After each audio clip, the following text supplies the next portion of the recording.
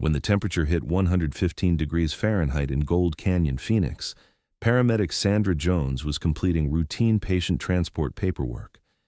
Elderly patient Mrs. Rodriguez was stable and ready for discharge when the radio crackled with urgency.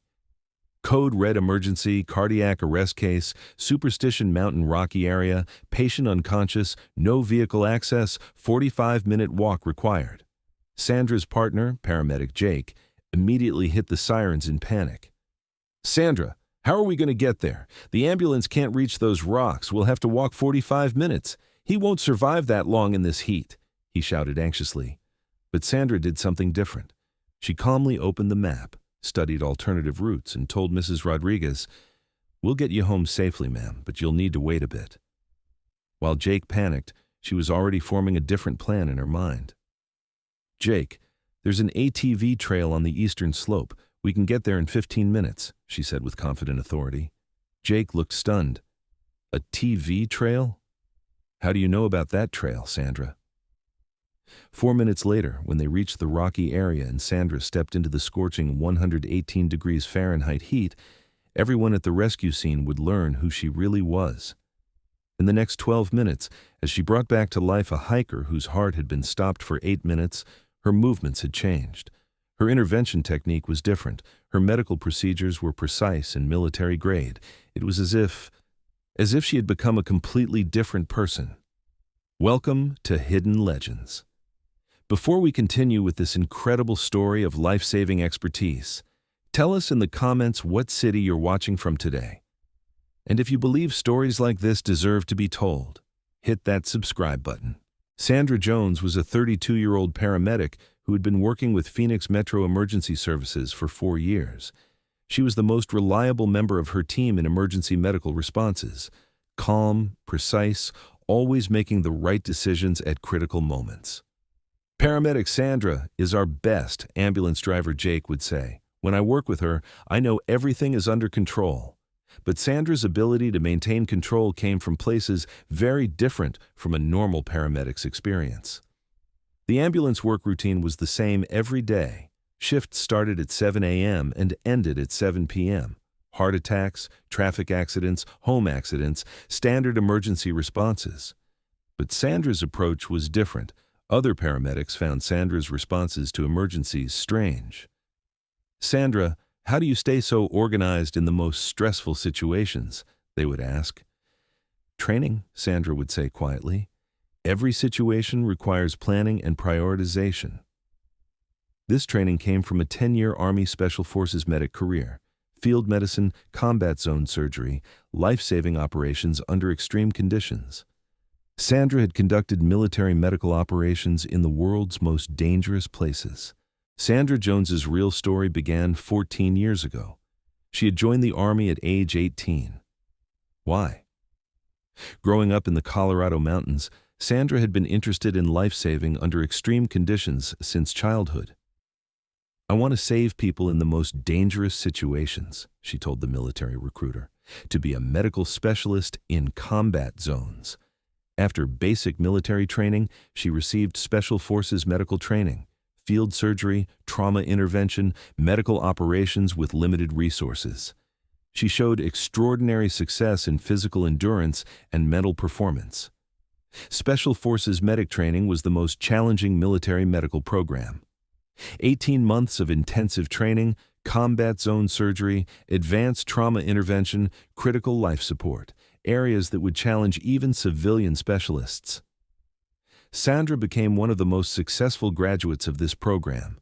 She wasn't just learning medical intervention. Surgery in war zones, operations with limited resources, surgical decision-making under high stress, surgery under extreme conditions. Most importantly, surgical team leadership and coordination. "A Special Forces medic isn't just there to assist," said Instructor Staff Sergeant Davis. "You're the person making life and death surgical decisions. Even without a doctor, even without full equipment, you will save the patient."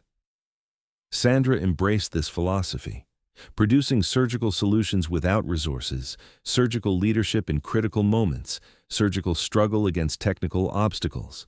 Sandra's first assignment was Afghanistan. Field support with forward surgical team. Sandra's most difficult intervention was saving a soldier injured in a bomb attack. She performed complex abdominal surgery with minimal equipment under field conditions.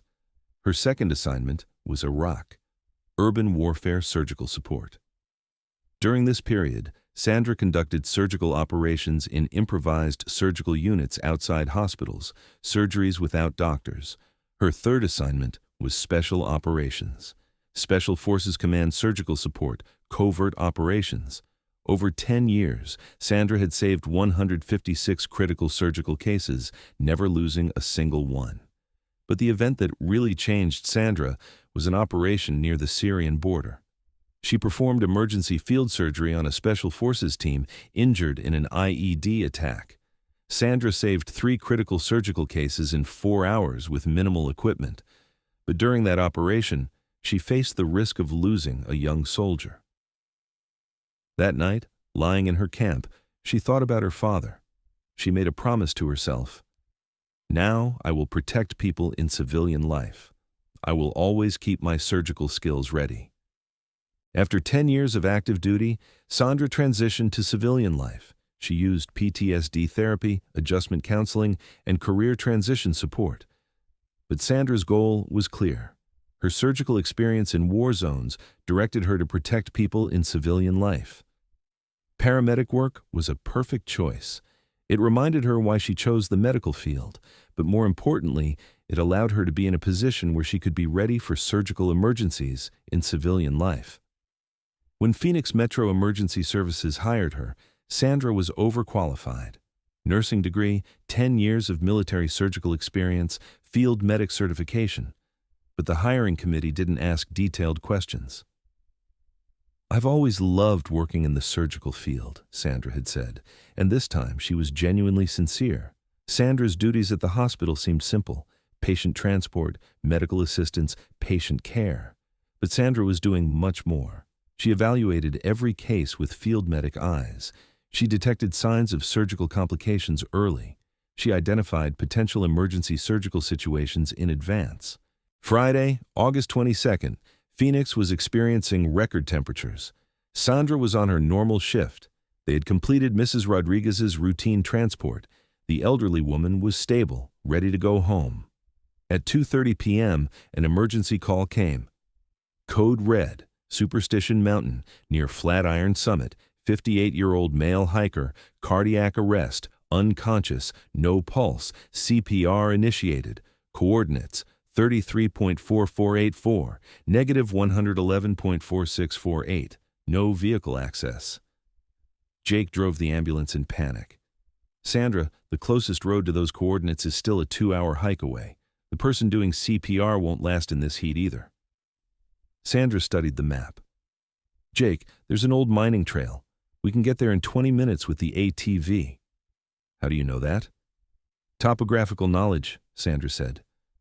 But the truth was, during Special Forces training, she had spent months in the Arizona desert. When they reached the rocky area, there was a terrible scene. 58-year-old hiker Mark Thompson was lying among the rocks.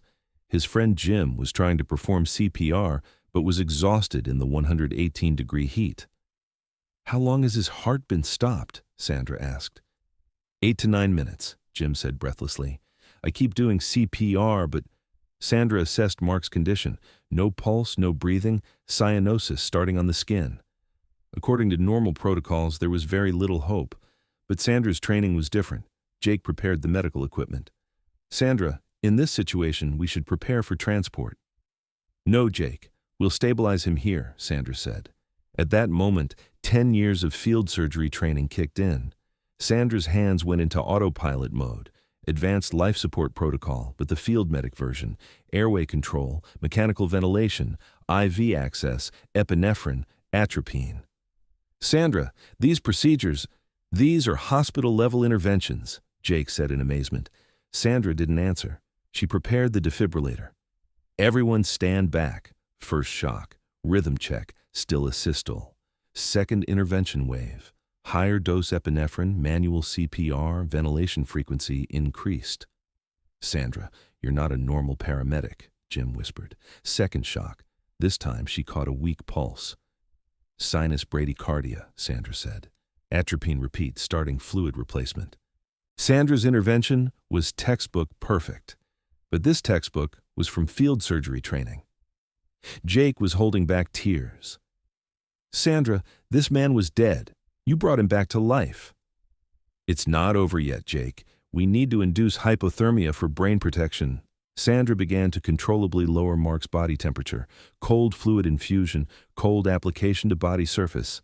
After 30 minutes, Mark opened his eyes. Where am I? He said in a weak voice. Jim started crying. Mark, you're back! Sandra continued vital monitoring. Mr. Thompson, you had a heart attack. You're stable now, but we need to transport you to the hospital. As Jake helped transport Mark to the ambulance, he turned to Sandra. Sandra, this level of intervention, are you a doctor? Sandra hesitated.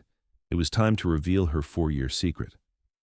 Army Special Forces medical specialist, she said quietly. 10 years active duty. Jake froze. Special Forces. Field surgery, trauma specialist, Afghanistan, Iraq, special operations. At Phoenix General Hospital, Dr. Martinez examined Mark's condition. Who performed this intervention? This quality of field medicine is very rare. Sandra did it, Jake said. Dr. Martinez turned to Sandra. Paramedic Sandra, this level of intervention, are you a medical school graduate? Army Special Forces medical specialist, 10 years experience, Sandra said. Special Forces medic? Dr. Martinez couldn't hide his amazement. These interventions seemed familiar. I also served as a surgeon in Afghanistan. Mark's wife Sarah and son David rushed to the hospital. Doctor, how is my husband? Sarah asked, crying. Dr. Martinez smiled. His condition is stable. But I want you to know, if Sandra hadn't been there, your husband wouldn't be here today. The intervention she performed was close to miraculous. David turned to Sandra. Thank you. You brought my father back to life.